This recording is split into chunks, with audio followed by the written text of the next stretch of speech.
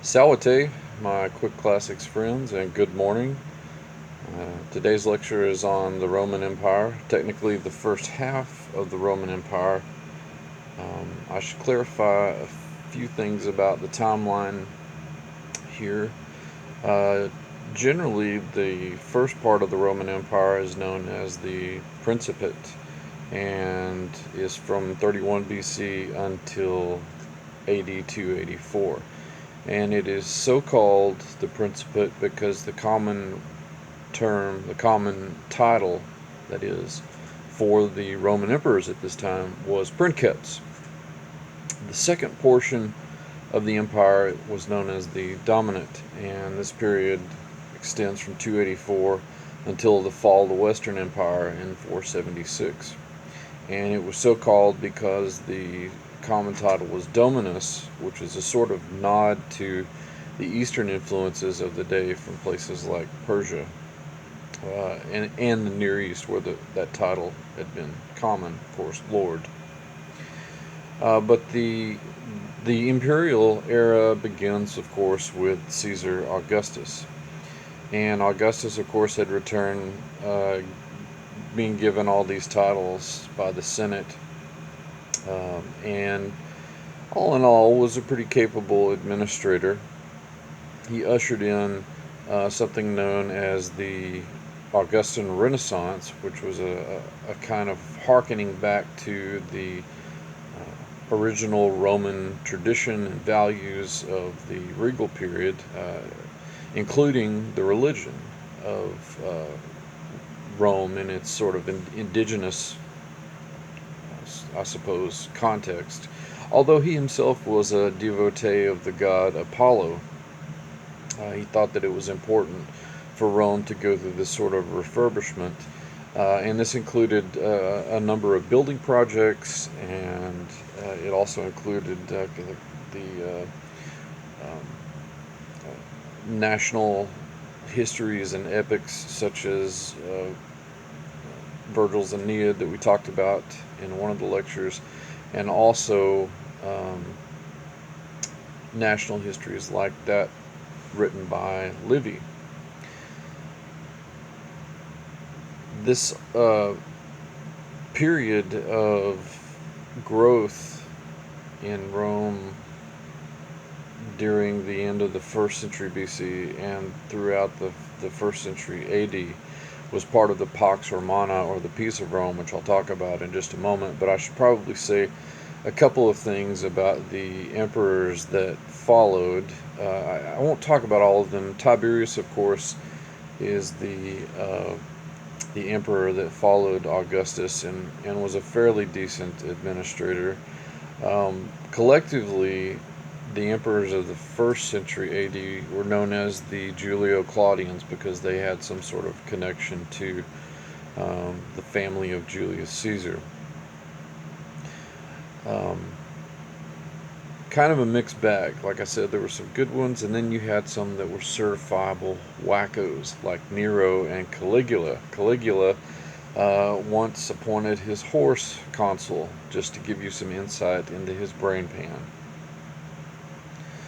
But the Pax Romana, that basically lasted until about AD 200, was this time of growth and expansion for the Roman Empire, and included any number of building projects such as the Colosseum, which was constructed about AD 75, that iconic feature of the Roman Empire. But you also had um, expansion into parts of Northern Europe and North Africa and towards the east as well. The title is a bit ironic. It may have seemed peaceful and stable for the Romans, but for those peoples that were falling under the boot of the Roman army, which had become a well-oiled machine by this time,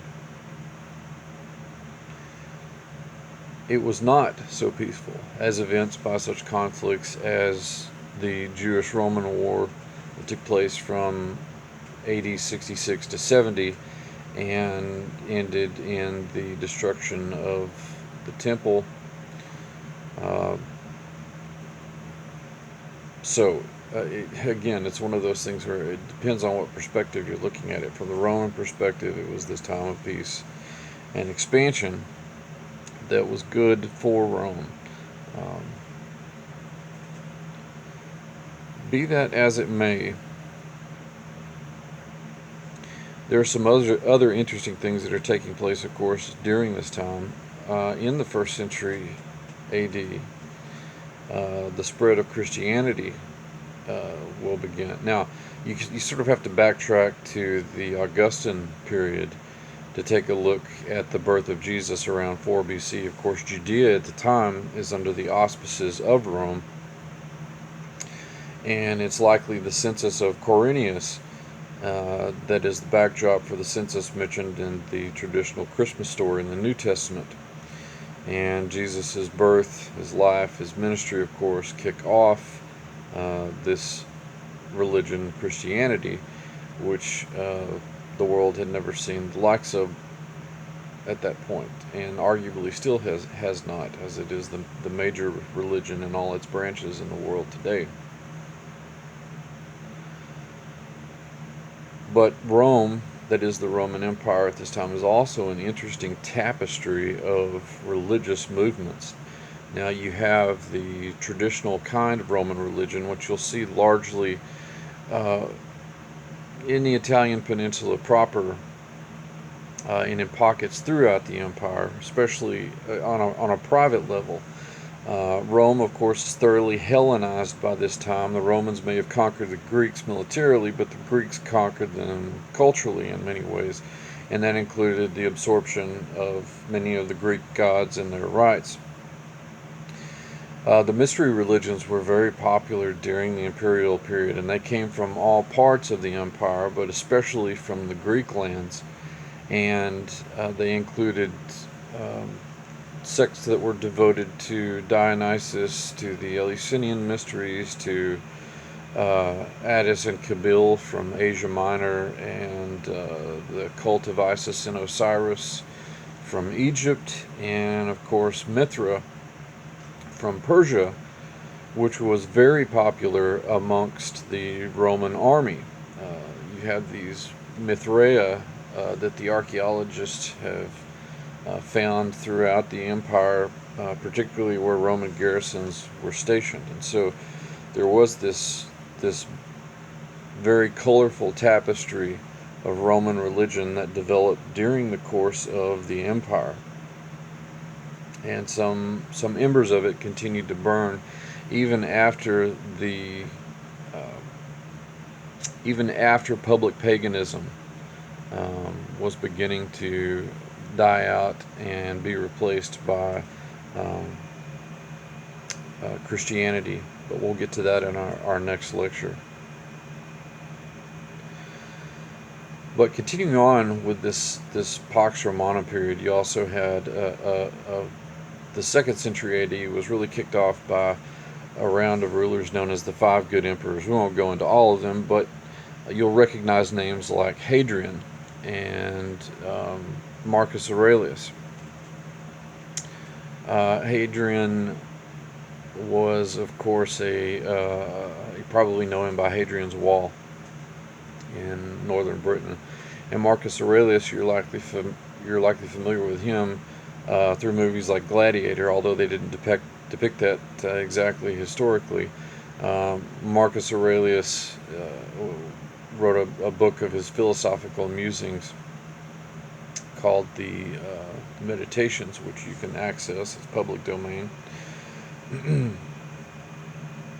And there are other sources too that can tell you about this period, particularly the Julio-Claudian emperors. I would recommend looking at Tacitus, Suetonius, and the Greco-Egyptian Plutarch, who wrote the Lives of the 12 Caesars, which is still a standard in the field, and I recommend. Now, coming up on the 3rd century, the 200s, as it were, historians note something called the crisis of the 3rd century.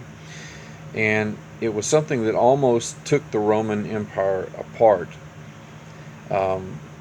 It was a multi-tendrilled crisis. There were social elements, social issues peasant revolts throughout the course of the empire. There were increased barbarian invasions and immigrations. Rome, because it had become so large, was now even more dependent on foreign conscripts and mercenaries. And there were outbreaks of things like plague in the Roman Empire at this time. You also had a devaluation of Roman currency and all kinds of economic problems, not the least of which was an economic depression that was brought on by that. And so Rome, as it had expanded and become bigger and needed more centralized administration, was also sort of this difficult to control monster, uh, with only a few solutions really presenting themselves with any viability at this time. And the solution that emerged was to sort of break the empire up into these manageable units, largely in half. But there was also a period known as the Tetrarchy, which we'll talk a little bit more about in the next lecture, that worked along the same philosophy. But Rome, of course, did survive and enters into this second phase of the imperial period known as the Dominate, which will be our topic for next time. So until then, thank you for watching. Click a like, subscribe to the channel if you enjoyed it, and Godspeed.